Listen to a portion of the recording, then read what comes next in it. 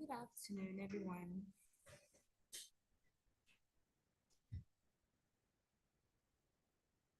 Good afternoon. Good afternoon. Please, I believe we are all doing well. The meeting will start in about 5 minutes. Yes. Okay.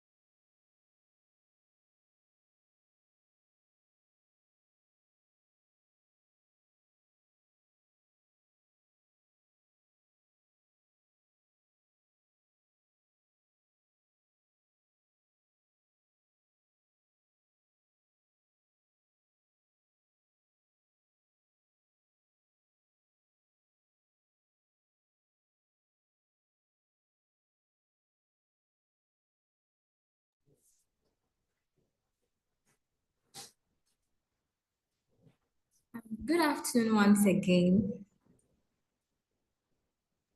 Good afternoon. Please, I hope everyone can hear me. Yes, I can hear you.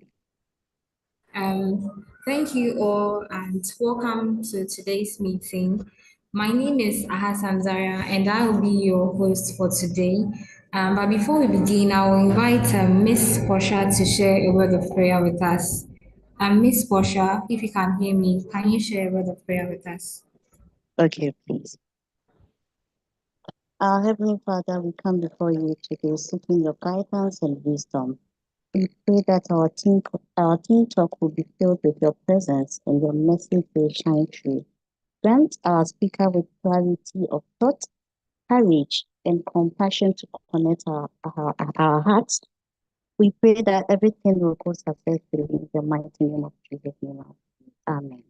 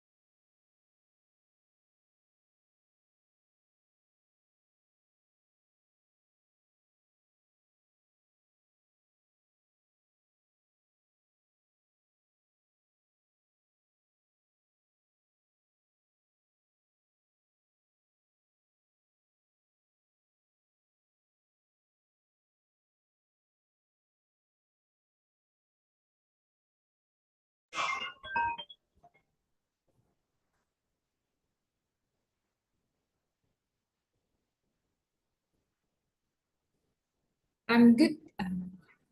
Thank you, Miss Portia, for the prayer.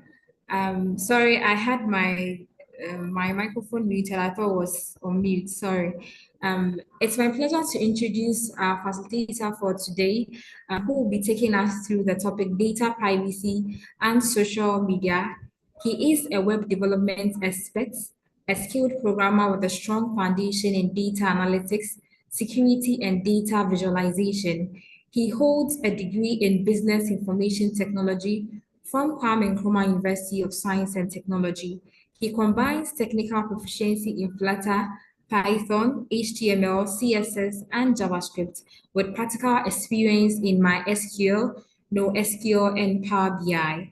With a robust background in web design and database management, he has successfully led projects focused on enhancing user experience and ensuring data security. His comprehensive knowledge of data privacy laws positions him well to address the complex challenges of digital privacy and social media management today. He is in the person of Mr. Isaac Opoku. And please, if you can hear me, the platform is all yours. All right, thank you very much, Zaria, and thank you all for joining me today.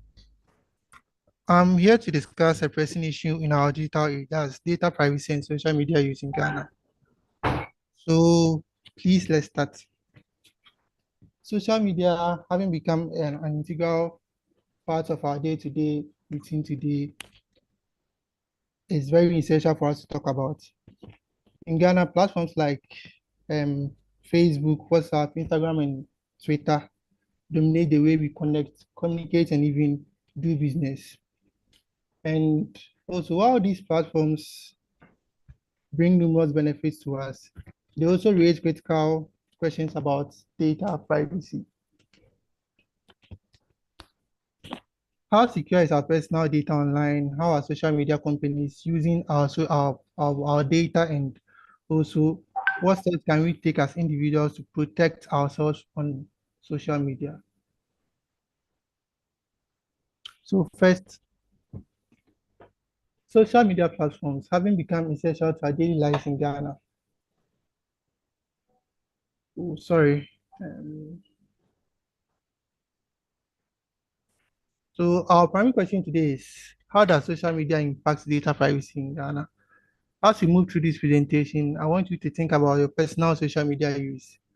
Consider the information you've shared and whether you are comfortable with it or may be used, or how it may be used. Together, we will look at the risks associated with data collection. We will understand the motives behind it and also identify some actionable steps to protect our data in this increasingly digital society.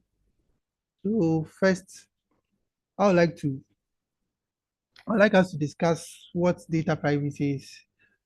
So what is data privacy? In simple terms, we can say data privacy refers to the right of individuals to control how their personal information is collected, used, and even shared.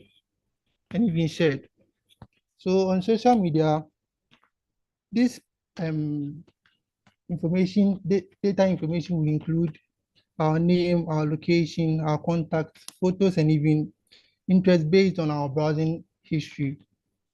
So when you sign up for a platform, you often grant access to your data, and sometimes knowingly or unknowingly, you get to do this. You get to accept their terms.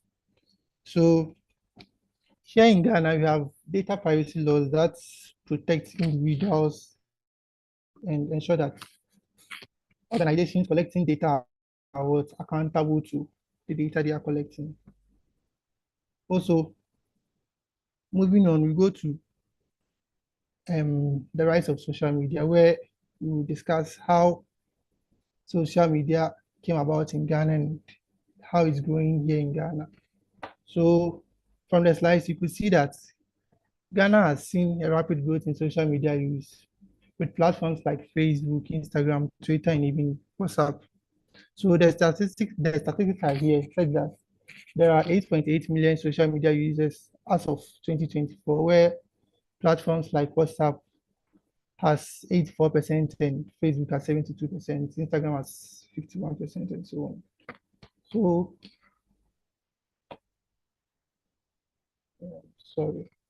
Also, we talk about the collection of social media, what do we call it, data collection on social media, and how it is done and how people go about it.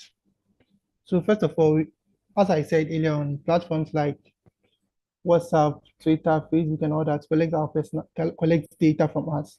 They collect our user data, and with this user data, we have personal data like name, age, phone number, and others. You also have behavioral data like posts, likes, comments, and you have location data like real-time tracking of what users. Now let's dig deeper into what types of social media platforms are collecting about us. So first, with the behavioral data, it includes things like our posts, our comments, shares, and even the time we spend looking at specific content. For example,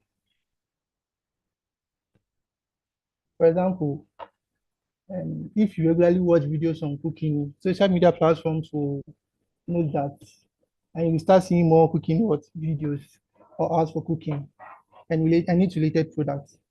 So this tracking of our preferences and behaviors helps these platforms understand our interest in detail. Then we have location data too, where many social media apps track our locations in real time. Oftentimes, they do it actively when we are using our app. Sometimes they do it when you are not using the app. It depends on the terms you agreed on when you are signing up to the social media platforms. And this means they not only know where we are, but potentially they will get access to our route and what we are doing at a particular point in time. For instance, when you open Facebook and see recommendations for local business or events, that's likely due to what? Location tracking. So there can be a case where you just open Facebook and you see maybe events around you and all that. So they are all likely to due to location tracking. So The collection of this data allows platforms to create detailed profiles on each user, but it also introduces what risks to us. Many of us might not be fully aware of the extent of this collection and its potential consequences. So sometimes the risks may include um, targeted scams and phishing attacks, where personal data in hand, criminals can create convincing targeted phishing emails or messages that appear authentic and highly personalized. Personalized, sorry. For example, if a scammer knows your name, where you work, and some of your interests, they can craft an email that looks trustworthy, increasing the chances of tricking you into clicking a link, of providing sensitive information about your work. Also, we have identity theft that can occur, sorry, where hackers can use social media platforms, where through social media platforms, they can use your personal information, such as your phone number, address, and even your browsing habits to impersonate you.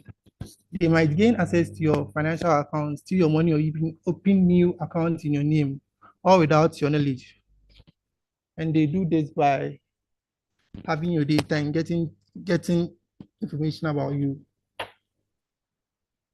Sometimes too, they track and stalk you, where detailed location collected by these platforms can, in some cases, lead to real world stalking. For instance, if someone is able to access your location, they could potentially track your movement and use this information to invade your personal space or even put you in harm. You may not know.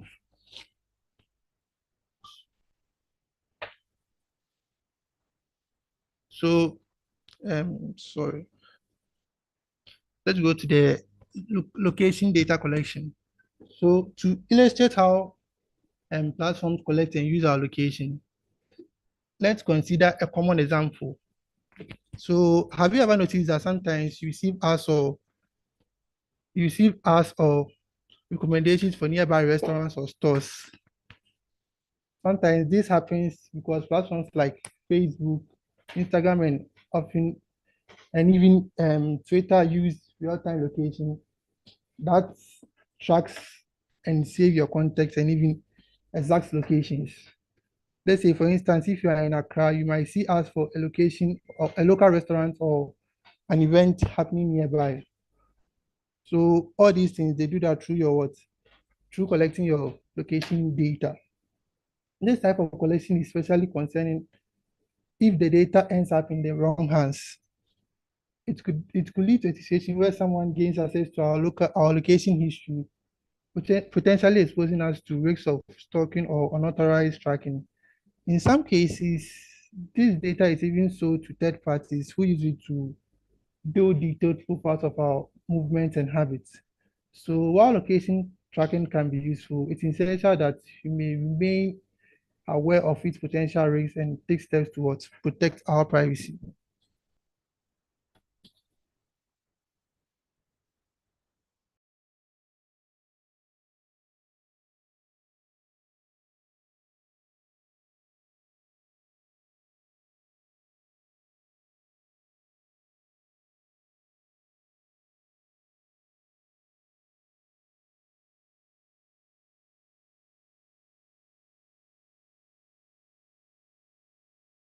So to continue, you talk about how our data is used by what social media platforms.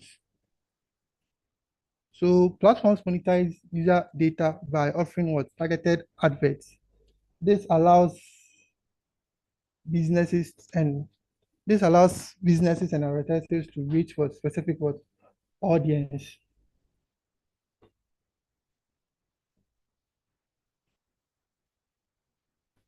So an example of this data usage is seen in politics, where in Ghana's 2020 elections and even this year, during this time, political campaigns use social media ads to reach specific demographics and even they send messages and all that.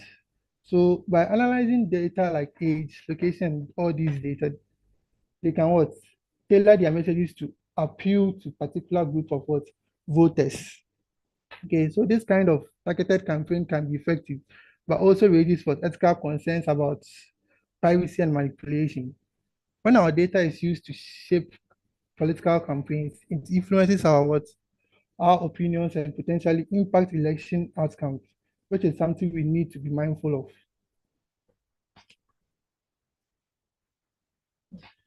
So we talk about user consent and privacy policies. Most of us agree to privacy policies without fully understanding them. So you just, when you are signing up for a social media page, a social media platform, you just enter your details and you go to agree to terms, but then you don't know how it's going to affect you because you are giving your data out. Okay, so you have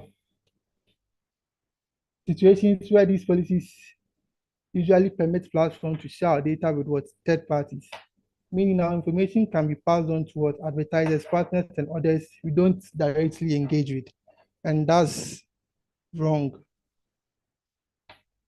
For instance, mobile payments like mobile money sometimes integrate with social media with platforms, increasing data sharing risks. These link services may exchange data and allowing our financial and personal information to be shared across platforms. Social media and mobile payments.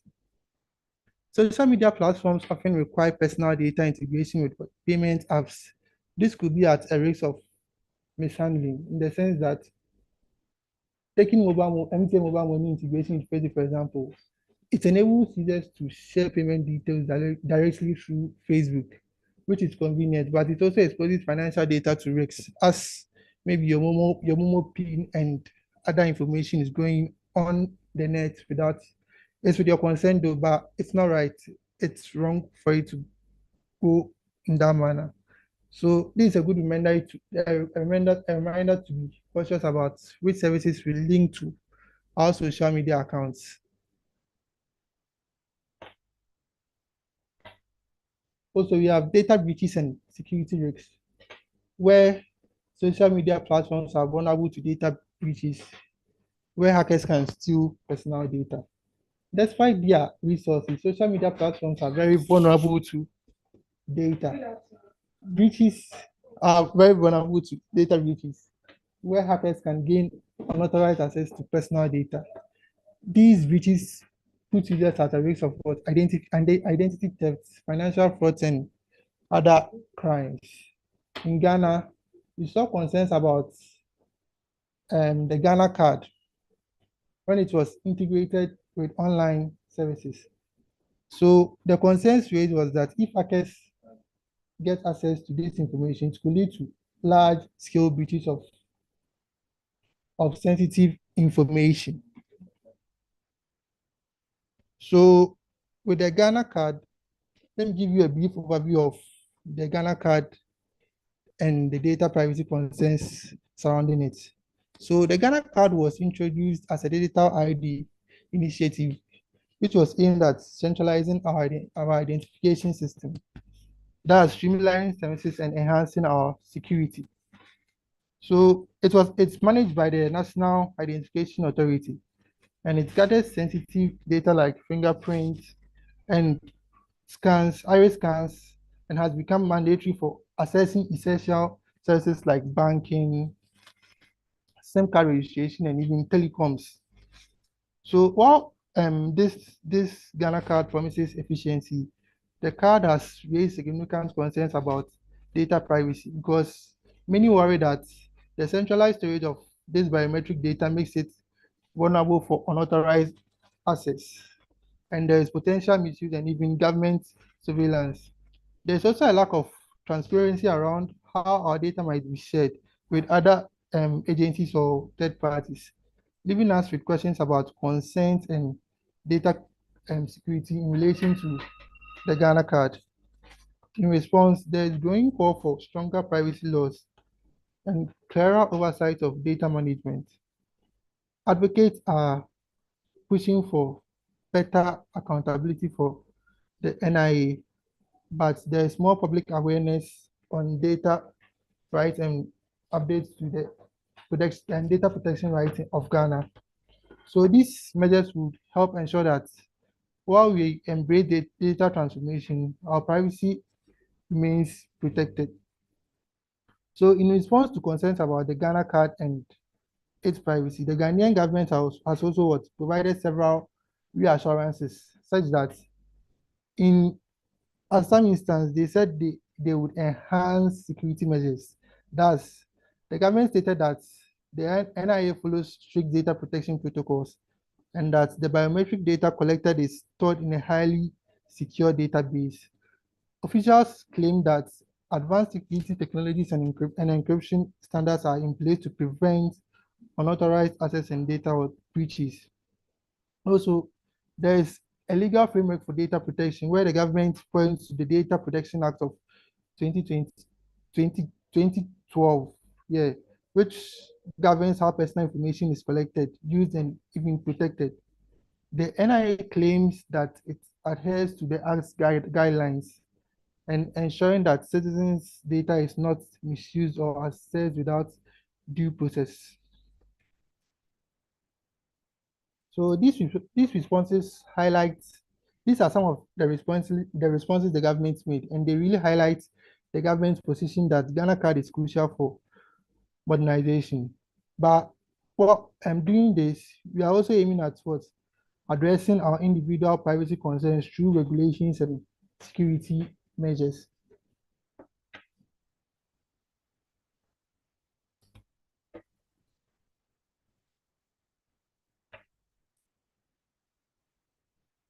Also, talking about fraud and cybercrime on social media. Social media platforms have also become target for scammers on Facebook. Thus, marketplace fraudsters collect sensitive information to carry out scams and identity theft, making users vulnerable to financial loss and privacy invasions. There are some instances where people buy things online and they don't get them, all because of these social media scams and fraud. Okay, so sometimes through the data collected, they will know that this person wants this. So let me approach him or let me approach her. So they will approach you, you give in, you try to order from them and you not get your product, but then you will still pay. So your money will not you will not get your money, but then you also not get the product that you bought from them. Also, there's government access and surveillance where the Ghanaian government has shown interest in monitoring social media for national security purposes, which raises privacy concerns. So while surveillance can help maintain security, it can also lead to overreach if it's not well regulated, impacting citizens' right to privacy. So another example is Ghana's Cybersecurity Act,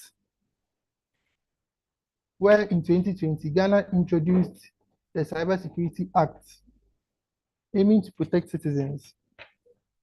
So, however, this act also grants certain surveillance powers and some worry about how these powers might be used. But then balancing national security with individual privacy is a very complex issue. So it is critical for us to note that.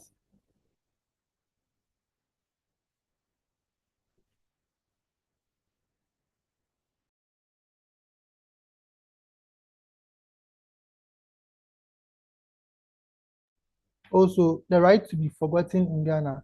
So globally, the right to be forgotten gives users control over their data. In Ghana, the data privacy laws are still developing, so we are not finding the right to forgotten rule in that. But then in other countries, in other developed countries, we see them including these in their um, their data protection laws. So then we say that Ghanaians are starting to demand more control over their data because of the introduction of social media, and it is right for them to do so because yes, social media has become part of us, but then how are we going to secure and protect our data as far as social media is concerned? So another example is the Data Protection Act in Ghana, when the Data Protection Act introduced in 2012 provides Ghana's legal framework for data privacy. However, public awareness and enforcement of these laws are still limited. The Data Protection Commission has started campaigns to educate citizens on their rights and responsibilities regarding data protection. I think earlier this year or last year, they started with a cyber security campaign. Yeah, protect, just to aid in the protection of our data. Also, the Ghanaian government. Okay, so sorry, these are steps Ghanaians can take to protect their privacy. So we as Ghanaians and we as individuals, there are steps that we can also take to protect our privacy on social media. So these include regularly reviewing privacy settings, enabling two-factor authentication, and being cautious of phishing scams. Taking these precautions would help us maintain control over our data and privacy. Also, there's another example of privacy settings on social media platforms. Platforms like Facebook and Instagram have privacy controls that allows us to limit who can view our posts, contact us, and access our location. So by using these settings, we can better manage how our data is shared on the internet. Thus, users can limit who sees their posts, who can contact them and manage location tracking. So also there are ways that we can protect ourselves on social media, and I'll be taking these one by one. So we have limiting personal information sharing. We would avoid personal details such as your full birth date, home address, phone number, or financial information. Let's all be mindful of oversharing in posts and stories, especially regarding travel plans, family members, or even everyday routines, just to protect ourselves. Also, we can separate, not that we can, we should separate public and private accounts. We should separate public and private accounts, as in create separate accounts for public interactions. That's if you're an influencer, and I know most of us are influencers here. So you can do that. You can create a different account for your influencing and business purpose, and also one for personal use. Also, on your private account, carefully manage who has access to your posts and limiting visibility to close friends or even family. Also, regularly edit your followers such that there will be periodic review of your followers list to ensure only genuine and trusted individuals or brands are connected to you. Block or remove suspicious accounts that follow or interact with you, especially bots or spammers. Also, regularly update your privacy settings. Now, social media platforms often update their privacy policies and settings, so you should review them. Maybe one of these days, you go and review them and adjust your privacy settings accordingly to ensure maximum protection. So you ensure that only friends or followers can view your content if desired. Also,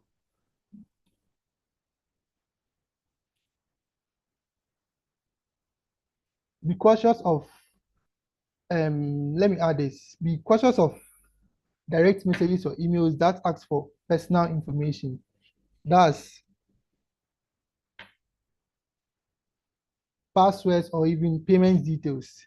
Verify the authenticity of the profiles that are asking for your account logins, that's the password, your payment details, and all that.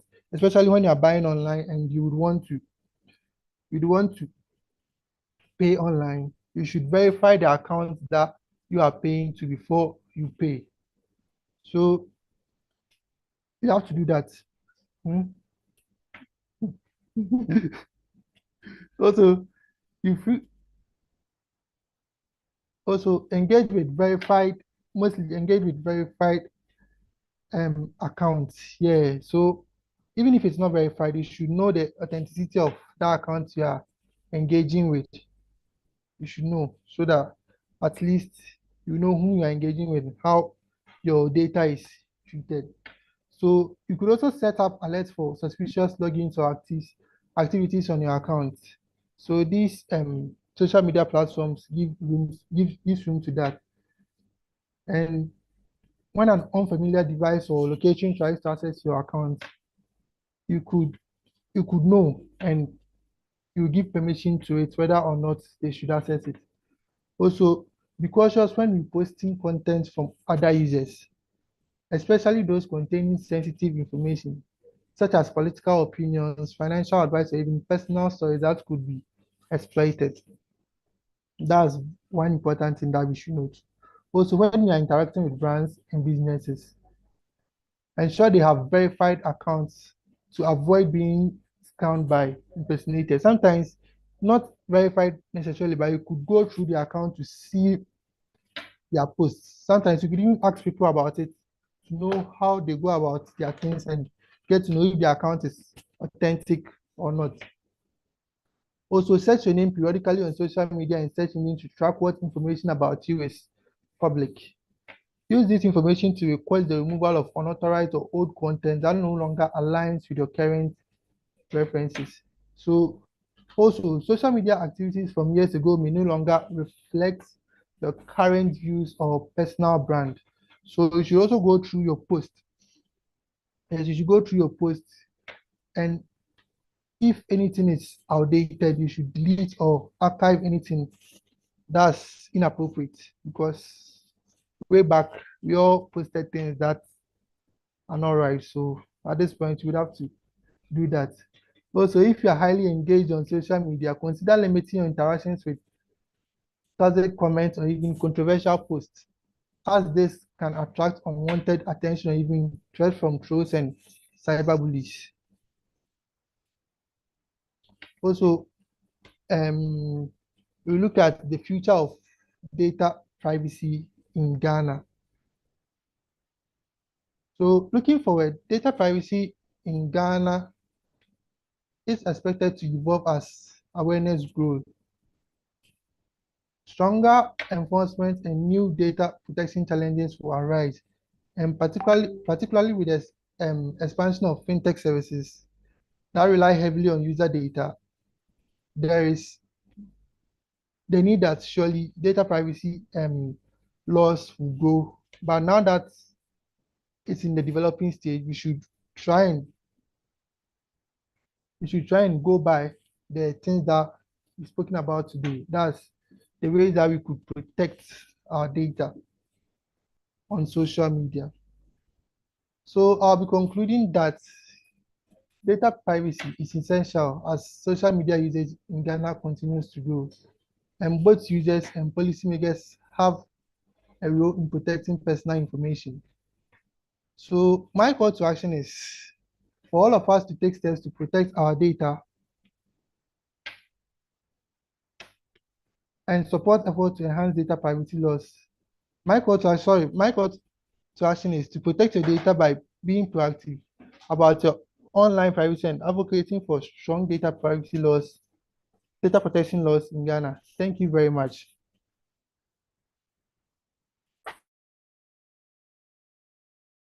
Thank you, Isaac Okuku. That was an insightful presentation. Thank you for sharing this information with us. Now, we open the floor for questions and answers for the next 5 minutes. So, if you have any question pertaining to what he discussed on the theme, data privacy and social media in Ghana, you can unmute and kindly ask your question.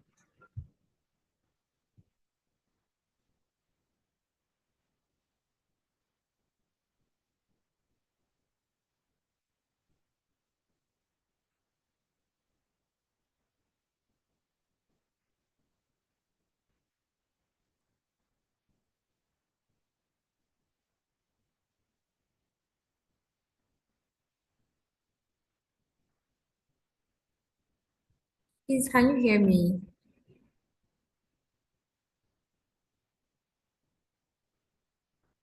Yes, please.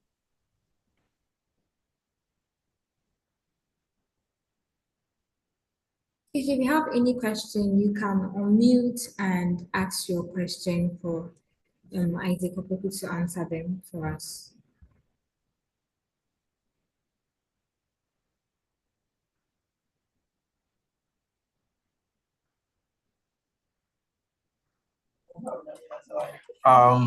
Hello, can you all hear me? Yes, please.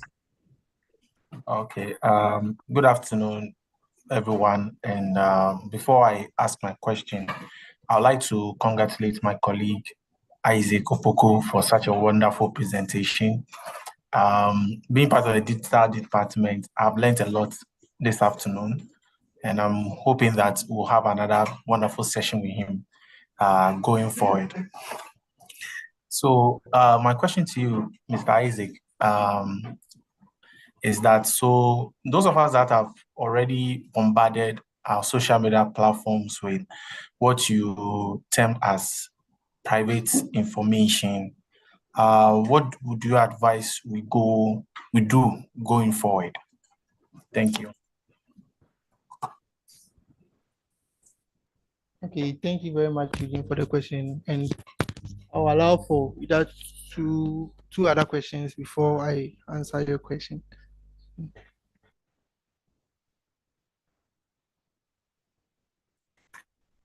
Hello. Hi. Good afternoon to all. So I'm trying to find out this. In doing the registration of national ID, right? We had to go to the telecoms to link it with our numbers. How safe is our information with private companies such as MTN, Vodafone, and all of that? How safe is that? Thank you very much.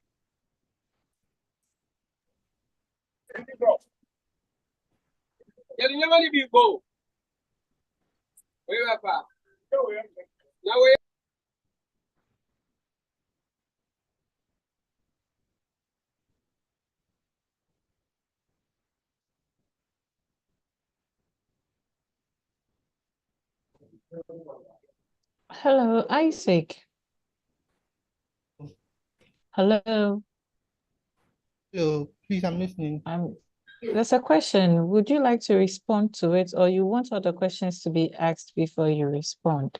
No, You I can want all you can questions answer to be the asked question. before I respond to each and everyone, if that's fine.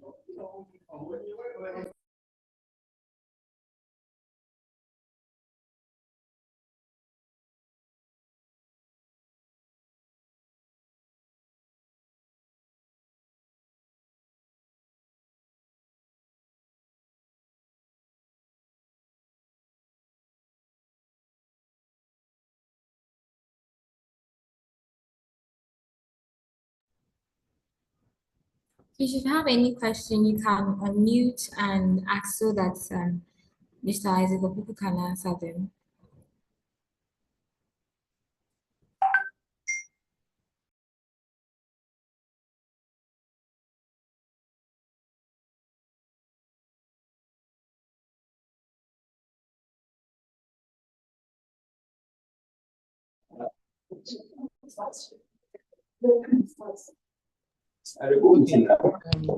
Thank you all for your questions. And Eugene, I'll start with your question. So my advice for social media platforms on data privacy is, as you are growing, we have to be clear and open. That's explain to users what data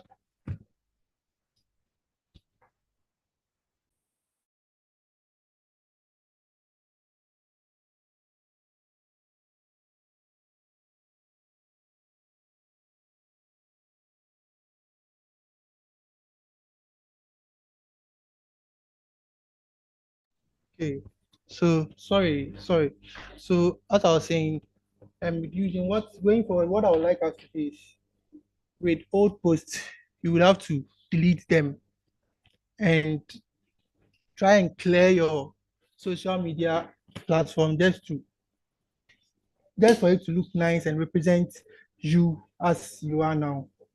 So that's it.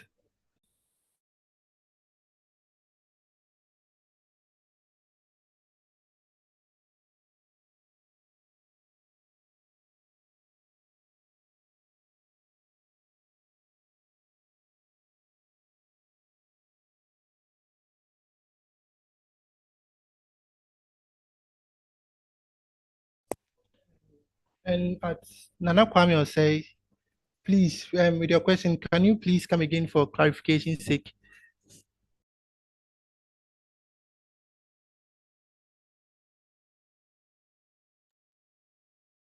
Okay, what I was asking was in registering that whole digital thing they're trying to do, national ID and all of that, right? We also had to link our numbers with the national ID. And we had to do it with private companies like MTN, the telcos. So they have a critical amount of our information. How safe is our information with private companies? Thank you. Okay, thank you.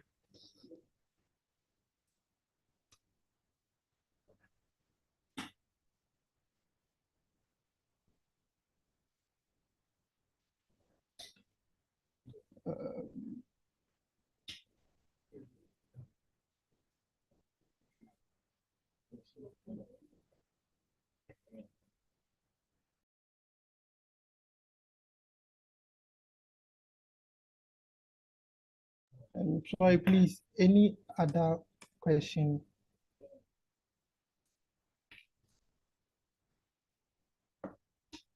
Okay, I also have a question with regards to the Mobile Money Act risks when you were I'm talking about what things are at risk of being breached, like our privacy, with regards to our privacy. I had an experience like last month. My phone got stolen, and I thought that they can't get access to my Momo pins or whatever to maybe withdraw the money I had on my SIM at that time. But unfortunately, they were able to withdraw the money I had on my phone. So the question that came to my mind was, how are they able to do that? Because we have uh, the Ghana card being linked to our SIMs and all that. So I don't know if it's on the part of MTN, not doing or like they don't have like a correct system or structure to protect users from their data being breached and then getting access to their money without their consent. That's my question, Mr. Isaac.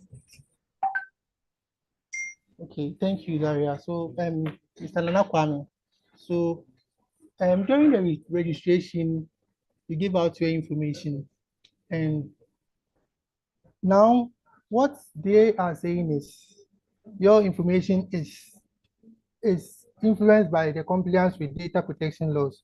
So the implementation of security measures like encryption, transparency, and all that are controlled by data protection laws. Okay, so in order to know the safety of your information, then I would say I would refer you to the data protection laws as it stands now. But as I was saying, the country's data protection law is now developing. So it is not that firm enough to guarantee 100% safe data protection. Thank you. So, in other words, we are not safe. I will not say we are not safe. We are safe, but not entirely, because you see other countries have developed more than us and their data protection laws are higher than us. So comparing what we are in now to what they are doing, we are not safe. But it's working, it's developing, and as time goes on, it will surely develop to some points where it will be extra safe.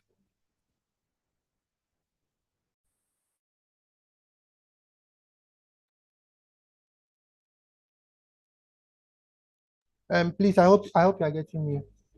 Yeah, I kind of get it, but thing is, when it comes to security, even a little loophole is big enough.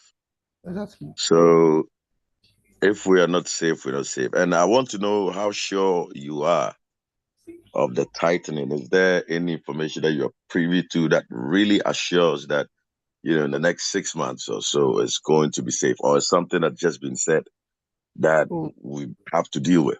We just have to hope it's going to happen. okay, you see, it's been said, and as you can see now, the NIA too, they are doing these campaigns and all that just to safeguard our data, private, our data. So I would say personally, I would say it's not safe, but then they are working on it. So as they are working on it, let's give them the chance to get us there, get us to where the other countries are.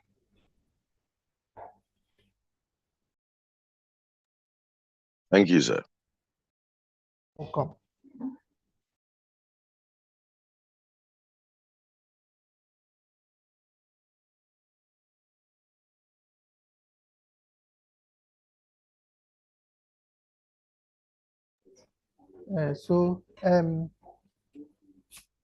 Zaria, right here with your question. So you said your phone was stolen and cash was withdrawn from the account. So the thing is, sometimes you see when your phone goes stolen, you are signed into Google, okay, and sometimes Google has access. When you sign in, Google has access to what your data and all that, especially when you sign all your accounts. So you can sign about 4 accounts where your mobile money account would be part of it because maybe you had the mobile money application on it. So in that case, they will just they know your password because you've signed in. Okay, they know your password and they will get access to that and withdraw the money. Okay, but then even with that, I'm not too sure unless we contact MTN to be very sure of it because with this case, if you have the MTN mobile money app, then I would say that would be possible because maybe you've signed in with Google or something. But then in this case, if you haven't, then you would have to contact them to know how it happened. Please, I hope you are getting me. Yes, I do get you, but I had no app on the phone. And then one funny thing to it is that they were able to, I don't know if you know Quick Loan, they were able to do Quick Loan on my behalf. And then when I went to the MTN office to complain about this, they said they can't do anything about it. And then I had to repay the loan. Then I think it's the case where data, this brings us back to the issue of we safeguarding our data. Okay. So in this case, maybe um, you could use some password combinations. You see with the Momo, you can do some um, pin combinations that it will be very difficult to guess. So you can also try that and get strong passwords for your things so that as time goes on, maybe it will be an insider because in this case it's weird. So maybe it could be an insider. So that's it. That's what I would say.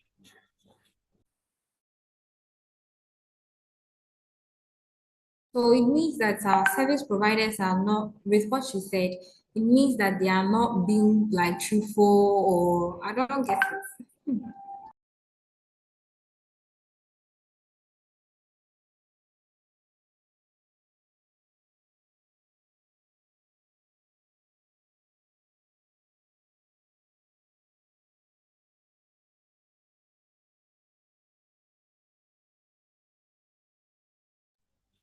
So it's not that they are not being truthful, okay. But then here is the case, your phone got stolen. So after your phone got stolen, you don't know what happened afterwards.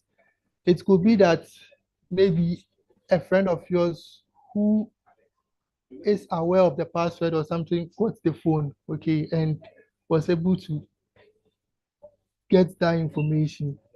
You understand? Yes, please. Thank you. You are welcome. Thank you too.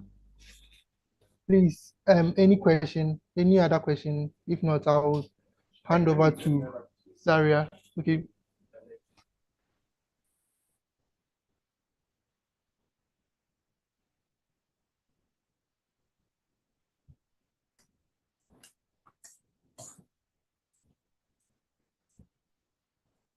Um,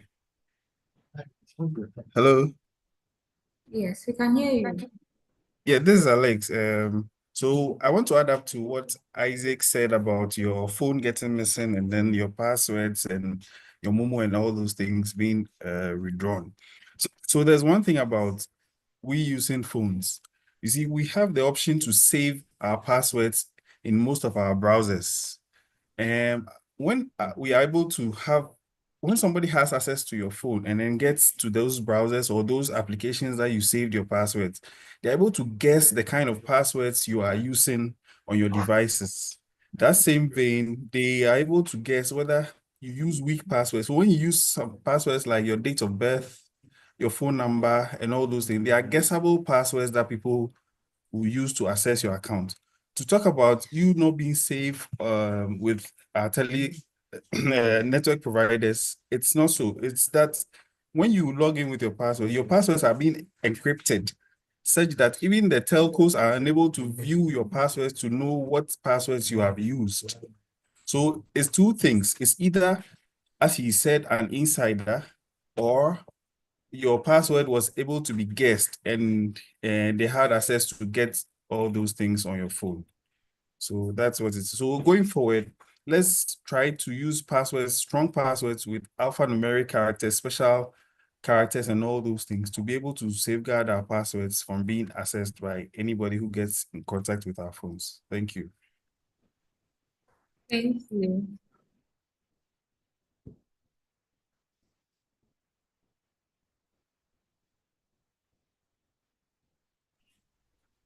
All right, so thank you all for joining. I will hand over to Zaria to continue with it. Um,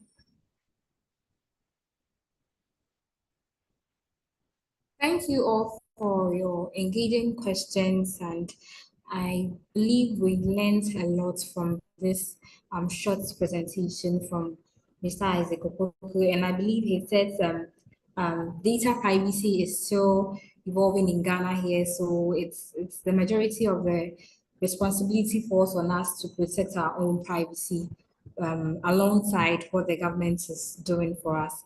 I would like to invite Patience to lead us into our closing salutation.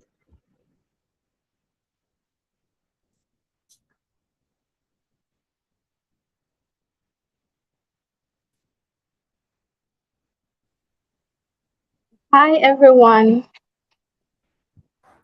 Please, Hi. can you hear me? Yes, we can hear you. Okay. Good afternoon, ladies and gentlemen.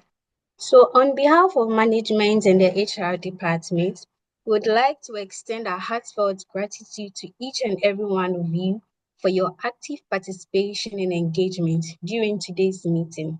And also a special thank you to you, Mr. Opoku, for your insightful information. Your contributions are valued and appreciated. Thank you all. Thank you, Miss Patience. It had been a productive meeting, and I hope we all have a wonderful day. Thank you all for participating. Thank you.